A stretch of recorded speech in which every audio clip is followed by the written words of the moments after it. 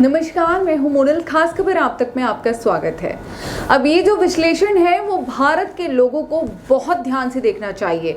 कट्टर इस्लाम की जो लड़ाई अफगानिस्तान में इस समय छिड़ी है वो सिर्फ अफगानिस्तान तक सीमित नहीं रहने वाली, क्योंकि भारत के कुछ लोग अब हमारे ही देश में इस्लामिक हुकूमत का सपना देख रहे हैं और उन्हें ऐसा लगता है कि एक ना एक दिन उनका सपना अब जरूर पूरा हो जाएगा। जो अफगानिस्तान में हुआ है वो भारत में भी एक ना एक दिन हो जाएगा। भारत के पास 14 लाख सैनिक हैं और जो लोग भारत में हुकूमत का सपना देख रहे हैं उन्हें लगता है कि जब 50-60 हजार तालिबानी 3 लाख अफगानी सैनिकों को हरा सकते हैं तो कुछ लाख आतंकवादी या तालिबानी लड़ा के भारत को भी हरा देंगे। ये तो शुक्र है कि हमारी सेना बहुत मजबूत है जो भारत पर कभी कोई आंच नहीं आने देती है, लेकिन जिस दिन इन लोगों को कश्मीर, पंजाब या फिर भारत के किसी भी इलाके से अंदर आने का एक छोटा सा भी रास्ता मिल गया, ये आतंकवादी गाज़वाए हिंद का सपना पूरा जरूर करना चाहेंगे। इनकी विचारधारा ने भारत की अखंडता में छेद करना शुरू कर दिया है। तालिबान तो भारत नहीं आया है, लेकिन तालिबानी विचारधारा को मानने वाले लोगों की संख्या भारत में अच्छी खासी है। फिर चाहे किसान आंदोलन में घुसने वाले खालिस्तानी हो, कश्मीर में बैठे अलगाववादी हो या फिर देश के मुसलमानों को भड़काने वाले वामपंथी और हमारे ही देश के धर्मनिरपेक्षता के बारे में बात करने वाले कथित बुद्धिजीवी हों, इन सब के नाम चेहरे तालिबान से अलग जरूर हैं, लेकिन इनकी विचारधारा तालिबान जितनी ही खतरनाक है। इनका उद्देश्य एक ही है। जिस तालिबान को पाकिस्तान का समर्थन हासिल है वो सिर्फ अफगानिस्तान तक सीमित होकर चुप नहीं बैठेगा, क्योंकि वो अपनी इस जीत को कट्टर इस्लाम के उदय के रूप में देखता है और कट्टर इस्लाम का एक बड़ा ख्वाब गाज़वाए हिंद है। ISIS आतंकवादी संगठन भी वर्षों से यही सपना देख रहे हैं। इस्लाम के कुछ धर्म ग्रंथों में गाज़वाए हिंद का जिक्र करते हुए कहा गया है कि खुरासान से एक इस्लामिक सेना भारत पर हमला करेगी। आपको जानकर हैरानी होगी कि खुरासान जिस इलाके को कहा जाता है उसमें आज का अफगानिस्तान, पाकिस्तान और ईरान का कुछ इलाका शामिल है।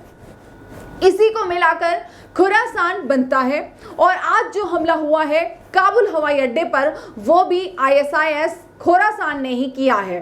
कट्टर इस्लाम को मानने वाले कहते हैं कि इतने वर्षों में गाज़वाए हिंद इसलिए नहीं हो पाया क्योंकि इससे पहले भारत पर जितने मुसलमान आक्रमणकारियों ने हमला किया वो इस्लाम की कट्टर विचारधारा से तो प्रेरित थे, लेकिन उनका असली सपना गाज़वाए हिंद नहीं था, बल्कि असली सपना भारत के पैसे और दौलत को लूटना था। यानी आप ये समझ लीजिए कि वो धर्म के नाम पर यहाँ पर हमला करने के लिए नहीं आए थे, वो भारत को लूटने के लिए आए थे।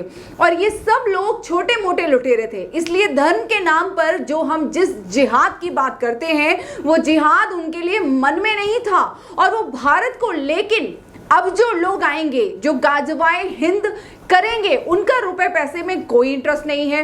वो भारत को लूटने नहीं बल्कि भारत को एक इस्लामिक राष्ट्र में बदलने के इरादे से यहाँ पर हमला करेंगे। इसलिए आपने देखा होगा कि जो पहले आक्रमणकारी आए कुछ सैकड़ों वर्ष पहले उन्होंने लोगों को तो मारा ही था, लेकिन उन्होंने पैसा लूटा और उन्होंने बहुत सारे लोगों को और राजाओं को माफ भी कर दिया। जिन लोगों ने ये स्वीकार कर लिया कि आप हमारे ऊपर शासन कीजिए, हमसे पैसा लीजिए, टैक्स वसूल लीजिए, और उन्होंने माफ भी कर दिया क्योंकि उनका जो मुख्य मकसद था दौलत लेना था, लूटना था। लेकिन अब जो लोग आएंगे ये लूटने के लिए नहीं आएंगे, ये सिर्फ मारने के लिए आएंगे। गाज़वाए हिंद की थ्योरी के मुताबिक उससे पहले कट्टर इस्लाम को दुनिया के दूसरे इलाकों में मजबूत होना होगा और फिर गाज़वाए हिंद होगा। अफगानिस्तान इसका सिर्फ एक उदाहरण है।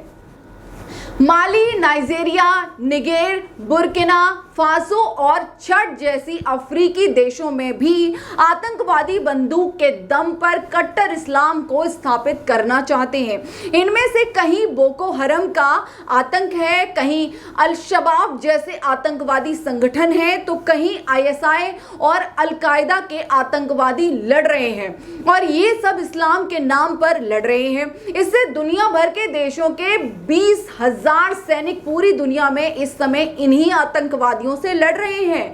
टर्की, इंडोनेशिया और बांग्लादेश जैसे देश जो किसी जमाने में धर्मनिरपेक्ष यानी सेक्युलर हुआ करते थे, यहां सत्ता परिवर्तन और विचारधारा के सहारे अब कट्टर इस्लाम को स्थापित किया जा रहा है।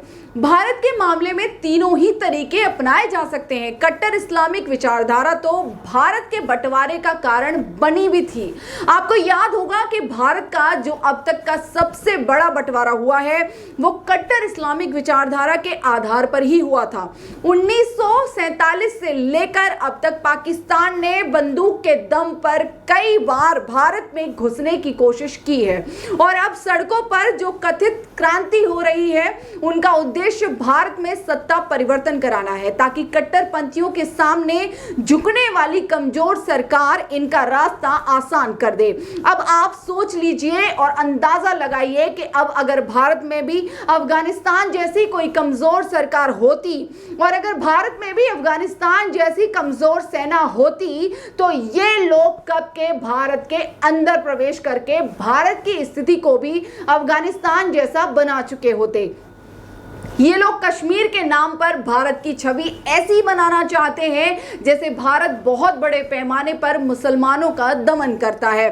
तालिबान की जीत का फायदा उठाकर ये लोग भारत के मुसलमानों को न्याय दिलाने के नाम पर दुनिया भर की कट्टरपंथी ताकतों को, इस्लामिक ताकतों को एकजुट करके भारत के खिलाफ इस्तेमाल करना चाहते हैं। भारत के बुद्धिजीवी तालिबानियों को हिंसक और आतंकवादी कहने से बचते हैं क्योंकि उन्हें लगता है कि अगर उन्होंने ऐसा किया तो भारत में हिंदुत्व को बढ़ावा मिलेगा और इससे सिर्फ उसी पार्टी को फायदा होगा जिसके खिलाफ आज ये सब लोग एकजुट हैं और उस पार्टी का नाम है बीजेपी। इसलिए बहुत सारे लोग आज तालिबान की आलोचना इसलिए भी नहीं करते कि अगर उन्होंने तालिबान की आलोचना करनी शुरू कर दी तो इससे जो भारत में हिंदुवादी संगठन है वो मजबूत हो जाएंगे, उससे भारत की सरकार को मजबूती मिलेगी। सोचिए, सिर्फ इस कारण से लोग तालिबान का विरोध करने से बच रहे हैं। इसलिए ये थ्योरी दी जा रही है कि नया तालिबान अपनी सीमाओं से बाहर नहीं जाएगा, सबको बराबरी का अधिकार दिया जाएगा और अपने दुश्मनों को माफ करते हुए ये नया तालिबान आगे बढ़ेगा। लेकिन ये सिर्फ ऐसे लोगों का भ्रम है और इसी भ्रम के सहारे ये लोग भारत की तैयारियों को कमजोर करना चाहते हैं।